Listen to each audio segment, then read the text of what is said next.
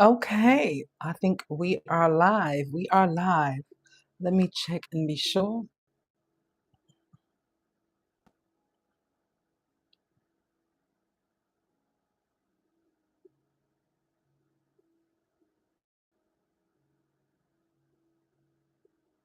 Okay, we are live. We are a couple of seconds in. I'm going to give people time just to see if anybody want to catch me live right now and they'll come on in the room.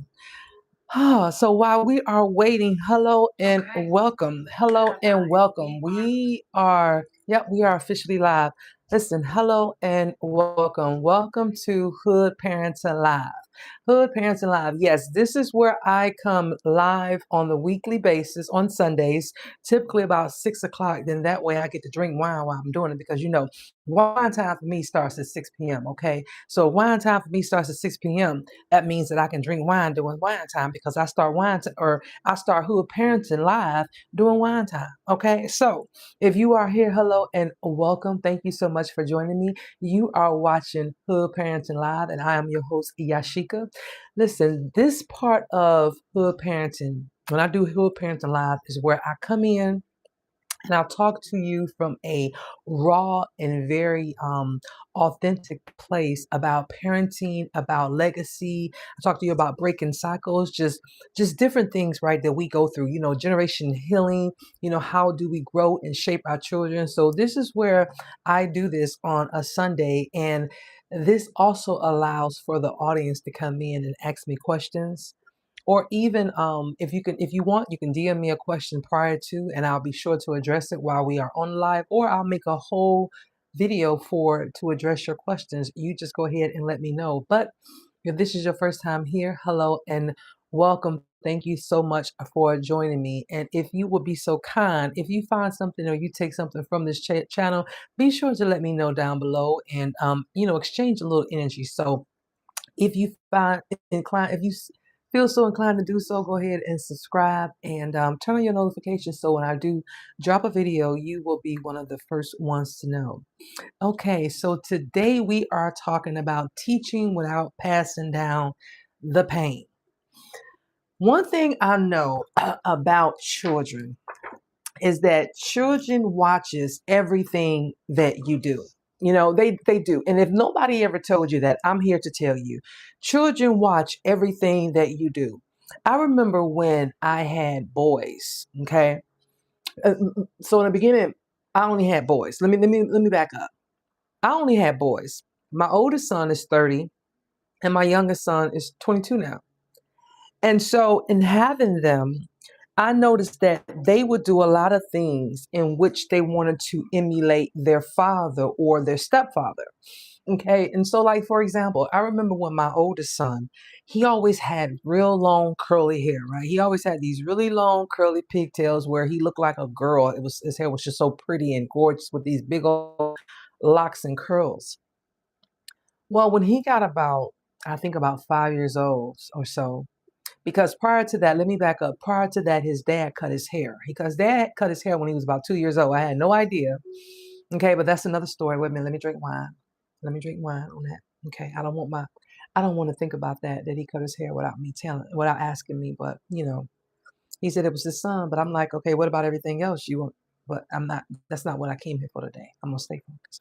Hold on. Okay, hold on.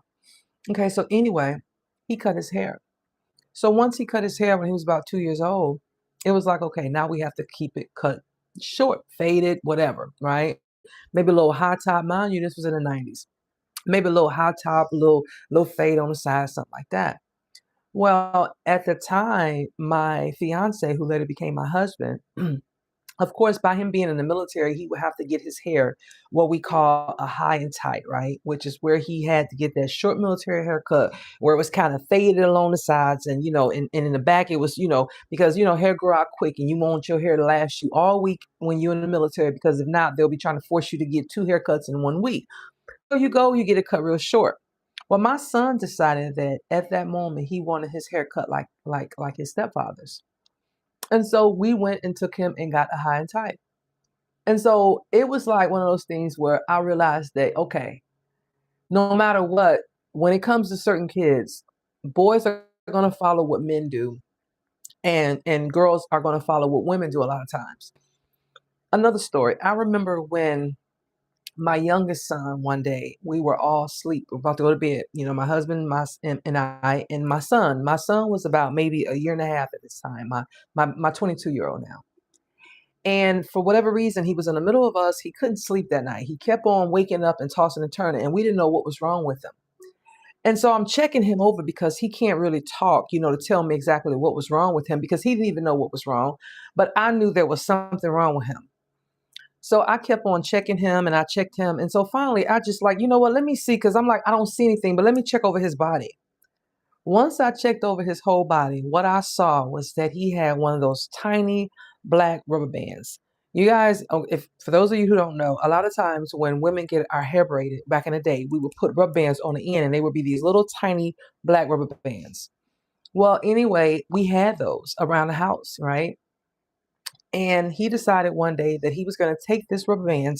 We don't even know where he got it from, but he picked it up with his little bitty hands, if he's a year and a half old at this point, and he put the rubber band on his wrist. Somehow he was able to stretch that little tiny rubber band out further enough where he was able to put it around his wrist. And so when I was checking him, he was, kind of like tossing and turning, and I knew something was wrong with him. That's when I discovered the rubber band. That's when I discovered that his little hand was going numb, okay? Because it had cut off the circulation in his hand. And now that he was laying down and he was, and he was trying to go to sleep, the hand was not being moved or nothing. So the blood was not flowing to it. And so it was, and let me tell you something. When I got done with it, I was so mad at his father. And here's why I was mad at his father. His father would always take rubber bands, right? Different rubber bands. He did a lot of counting money and things like that. And so because of it, he would sometimes take the rubber bands and put them around his wrists. And so my son, wanting to do some of the things that he saw his father do, why? Because they emulate what they see a lot of times. He too put the rubber band around his wrist. And so while he was trying to sleep, that's why he couldn't sleep, because of the fact that the rubber band was cutting off his circulation. And so, why do I tell this story? Unbeknownst to us, when we are raising children, there are things that we teach them without even realizing that we're showing them how to do. And it's not as simple as a haircut, like with my oldest son, or putting a rubber band on your wrist, like my youngest son. These things we're talking about like things that can be passed down that will affect a child. Now, before I start with this, what I will say is this, because I want to give it a little caveat. At the end of the day, I know that people will pick and choose what they want to pick up and what they want to put down. And it's the same thing for our children. Our children will pick and choose what lesson they want to learn and what lesson they want to leave behind. And a lot of times, if the lesson doesn't align with what they desire or their desired outcome, then they're going to leave that one behind until they feel like they need it, and then they'll pick it up. But in the meantime, they're going to do what they want to do, because why? They all have to learn, just like we had to learn. But what I do know is that sometimes we can pass our trauma down to our children without even knowing it. Okay. And what I mean by that is, when we talk about our lessons, we have to think about it from the perspective of teaching them lessons versus luggage. So I'm gonna give you a thing I remember one time that my mom did. And understand this, she didn't have the words, I believe, back then, because I couldn't have been no more than about 8 maybe. And so if I'm 8, that means my mom is about 24, 25, because she's only 16 years older than me. And I remember one day she had a boyfriend that they were supposed to get married. They were engaged, because I remember her. Okay, yeah, I'm not even gonna go down the rabbit hole because my mama might watch this video. But anyway, I remember this particular guy. They were talking about getting married. Okay. And so around the same time, he had already, this guy was in school. I remember he used to go to college at the time, because he would sit and he would do his homework. And they were young, they were in their early 20s or whatever. So I remember one day my mom, I don't know what it was or what had happened, but I remember one day she told me, she said, "Come on, yeah, she could come go with me." And so during this time, we didn't have a car, so we had to take the city bus, and this was in Detroit. So my mom took a city bus, she and my brother said he was there too, but I don't remember him being there. But what I do know is that we got to this apartment. And when we got to this apartment, of course, most apartments you have to ring the buzzard at the bottom and then have to be led upstairs in order to go see the person you're visiting. Well, my mother rung the doorbell where she saw the guy's last name, and of course he was like, "Hello," and she was like, "Open the door." He was like, "Mm-mm, mm-mm, mm-mm, mm-mm, nope, mm-mm." He didn't open the door. Mhm, mm-mm. However, luck would have it, somebody was coming out the apartment the same time my mama wanted to get in the door. Hmm. So what she do? She was like, "Thank you for opening up the door," and she went on in the inside. Because who would have thought this young little girl was up to no good? So sure enough, we went into the apartment. My mama knocked on the door, okay, because she saw what number he was on, so we was able to go on up the steps to his apartment. I'm in tow, okay. My brother may or may not have been there. I don't know. I don't know. So we get to the floor. My mama knock on the door. It ain't him that answered the door and say who is it, or they say who is it. It was a female voice. I was like, uh. I was like, "Mama, who is that woman?" I was like, "Mama, who is that woman?" My mama was like, "Open the door." So finally, the girl said something, and I heard the man talking in the back. So the woman went on ahead and opened the door. Next thing I know, my mama went in there and she went ham. Okay, she went ham. She went ham. Okay, and I'm just gonna leave it at that. But I know her feelings was hurt. She was devastated. I remember that. But what I also remember was she had purchased some things for him. And I remember she snatched those things up on our way out the door. She's like, "And give me my shit that I bought for you, okay?" Because she took her shit with her too, okay? So now we got to go back to the bus stop. So while we're walking back to the bus stop, because my mama is infuriated. So while we walking back to the bus stop, I remember specifically she took the items that she had bought for him and threw them over in this schoolyard, over the fence because it was a school on this particular corner. And I remember her turning to me and saying, "Yashika, don't you ever let a man do this and that and the third." And so I remember that. I remember that so vividly. And you got to remember, I'm 52, so that was 44 years ago or so. But I remember the feeling. I remember how she felt. And so because of that, I believe that I adopted that attitude a lot of times with, or should I say that mentality in terms of dating and things like that, where if I felt like I wasn't getting something or I wasn't being treated respectfully, I cut it off. You know what I mean? If I felt like I wasn't, so my mother, although it was a painful moment for her, it was also a teaching moment that she was able to show to me. Now, could it have scarred me and made me think a certain way about people? Absolutely. But what I do know is that I value who I am in terms of relationships. And and when I'm in a relationship and I know that I'm working and doing what I can do because I only know what I can do, and I feel like it's not something that's reciprocated, I think about to that moment because that man was living two lives.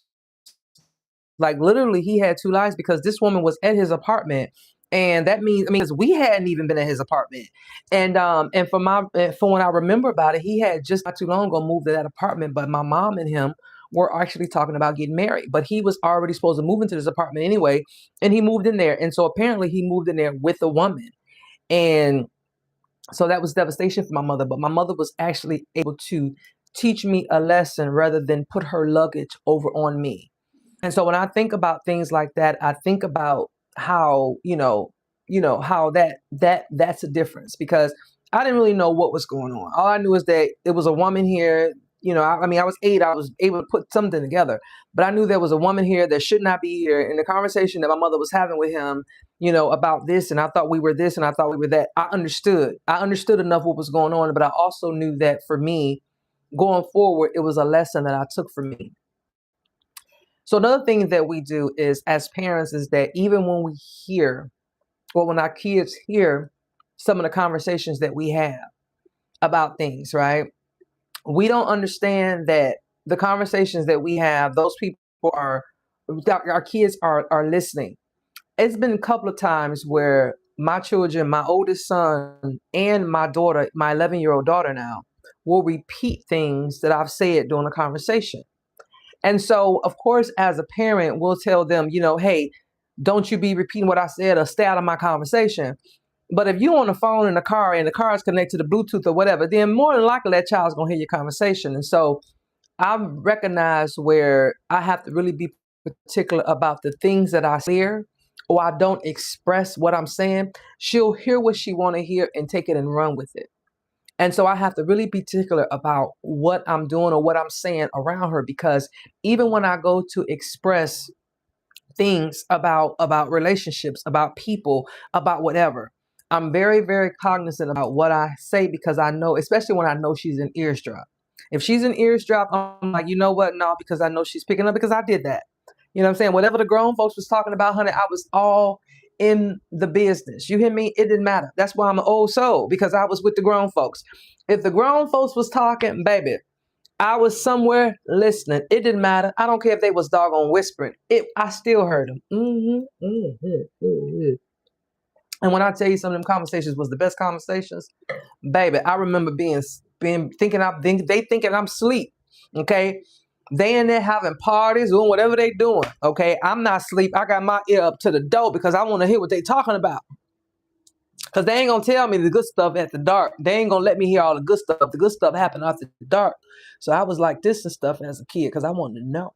Okay, I want to know. I'm just saying, because my mother knew when I started getting up to some age, honey, I was, listen, I was the keeper of the things, just like I am today. I keep all of the things. I know all of the stories. I know all of the stories. I could tell you a story about every individual person in my family. I could tell a good old story about every individual in my family. Why? Because I'm a storyteller, and I was the one that was in all things. So we have to remember that as parents, our kids are somewhere listening. And so when we do that, we have to model a certain behavior. We have to make sure that we're very careful about what our words, using our words, and we have to make sure that we're very careful about what we say, because they will pick it up and they will take it and use it the way that they want. Okay. Now, another thing that we have to think about is when our transparency becomes trauma. This can be especially true when you are in relationships that has gone bad. In relationships is going bad. And speaking from a personal perspective, I remember when I was dating my second soon to be husband. And one of the things that um happened was his daughter with his ex-wife, or soon to be ex-wife, had was see a lot of what was going on between them two. And so when she got up to some age, a lot of what she was doing was replication of what she seen. And not only that, but it was like she would say things to her father specifically that was almost like, I'm doing this because of this. Now, granted, let's be clear, many things can be true at one time. I know that to be true. Many things could be true at one time. In other words, did she have a valid point about the things that she saw in terms of relationships? And so therefore it gave her a certain idea about men and relationships, and plus because of the things that she was being told. Absolutely. Absolutely. So because of the things that she was being told, like I remember the things that she would be told. And of course, as she got older, she would, like, you could tell that these things were still there. Now, I believe that that is true, because I know that there's things that I heard and seen, and then trauma that was dumped on me that I carried with me as a young girl, into adulthood, especially when I caught myself fighting some of my mother's battles, right? And so, with that being said, I remember specifically my stepdaughter, telling her father about how certain things that he did impacted her decision making going forward. Now, like I said, many things can be true at one time. Did it affect her? Absolutely. Could she been using it as an excuse? Mm-hmm. Did she use it as an excuse? Mm-hmm. Okay. Mm-hmm. All that, right? But did it have an effect on her? Absolutely. Absolutely, it had an effect on her. And one thing I know about trauma is that we don't get to decide how much it affects somebody, because what affects one person one way, somebody else might blow it off as something else, right? Because again, like I said earlier, people pick and choose, right? Sometimes. And then on top of that, sometimes when it comes to trauma, we don't know what affects us how, because like I said, what affects this person deeply may not affect somebody else's deeply. But there's also a time in your life where you have to say, okay, I got to release some of these things. Am I using this as an excuse, or am I using it for something else? But when we're talking to our children, we have to make sure that we are very clear, because if we giving them certain things and we're expressing to them things that's happening in that moment, that transparency, we want them to understand, but sometimes it could be too much.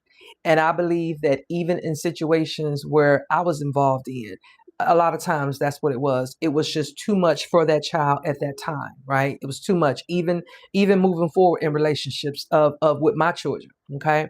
And so of course, healthy teaching moments, right? So you want to make sure that when you are talking to your children and there's things that happen, you use those moments as healthy teaching moments. What can you tell them in that moment that's going to be, hey, just like, and when I think about some of the things that I endured as a child, it's literally comparable to the things that I saw that my stepchildren went through, or my stepdaughter specifically went through, or even my own son may have went through, as her father moved on from one relationship, and as I moved on from a relationship with my son's father.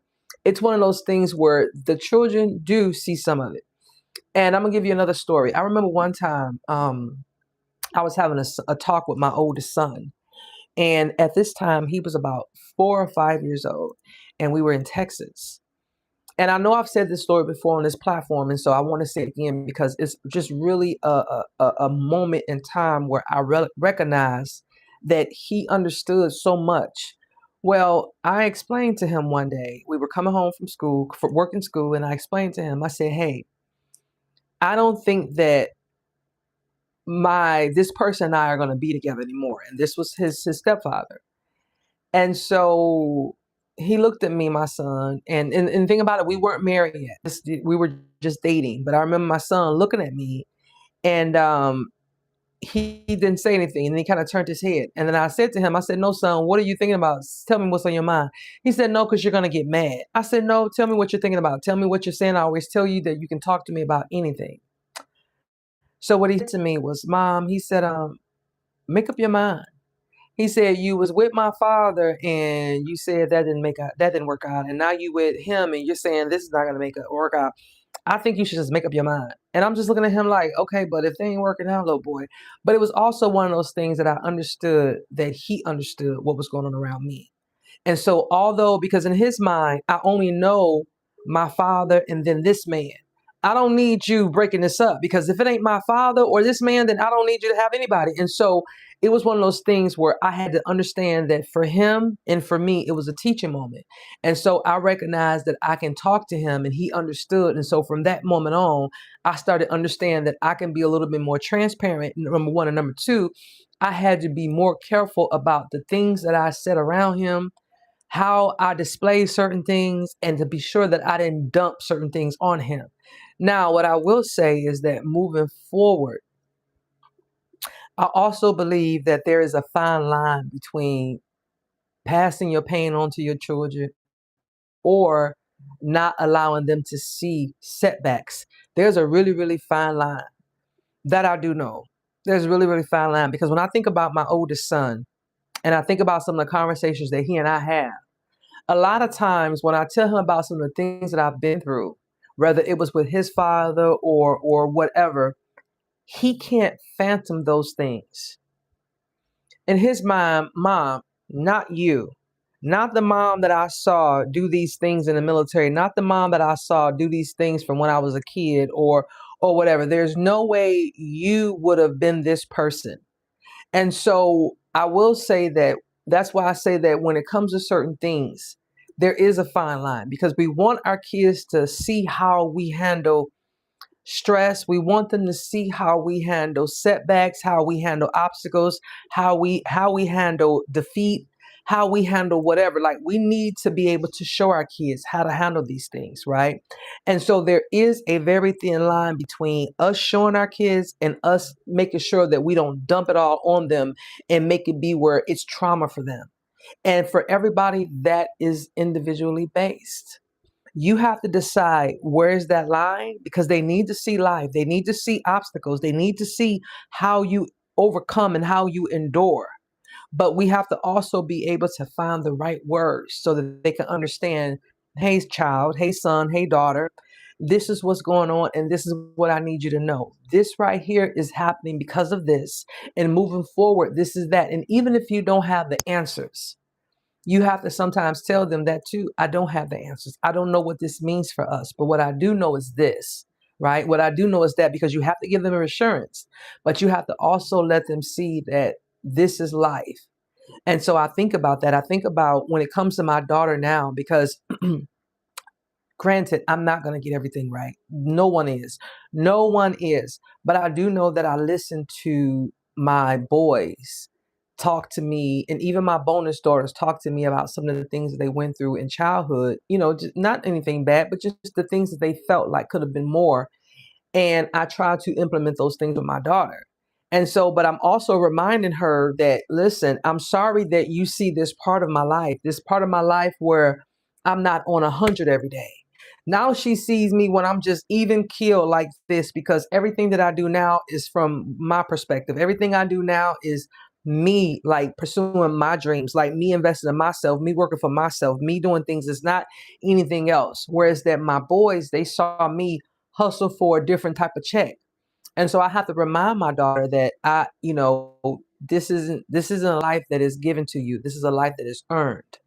And so I have to tell her that. Why? Because I don't want her to think that I just sit around and I'm pretty all day long, and I ain't been through nothing, and I ain't gone through nothing. And there wasn't no obstacles, because I'm explaining to her, listen, I need you to know these things. This is how I got here. This is what happened. And I tell her all the time, I get it.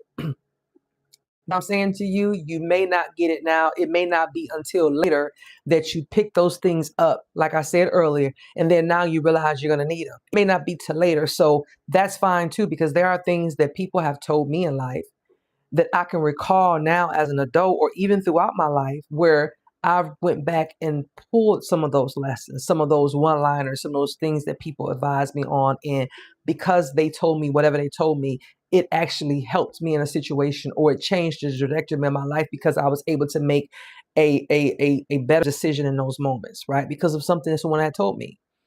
And so I make sure that I tell her those things. I make sure that I explain to her that this life is earned, not given. Okay. But one thing I do know, and this is in closing, when it comes to our kids, you don't have to pass down the pain for them to learn the lesson. You don't. You don't have to say, you know what, I went through this, I did this, and this, and that, third. No, no, no, no. You don't have to give them, they don't have to experience the pain, or you don't have to tell them the pain for them to learn the lesson. We can teach them what we learn from wisdom, not the wounds.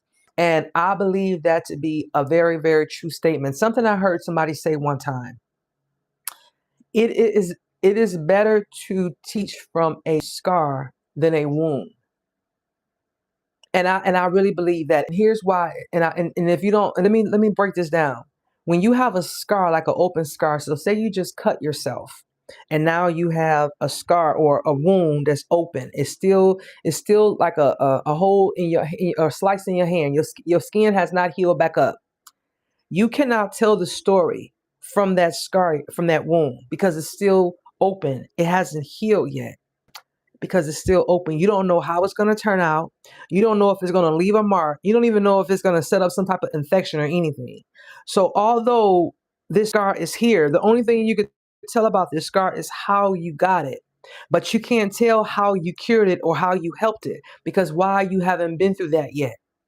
But once that scar becomes a wound, excuse me, once that wound becomes a scar, which means it's healed, it's already closed off, and now you just got a mark, right? Like this mark around my neck, for example, that happened in November of 2013, right? When this was open, for me to explain to people what happened, I felt myself getting emotional.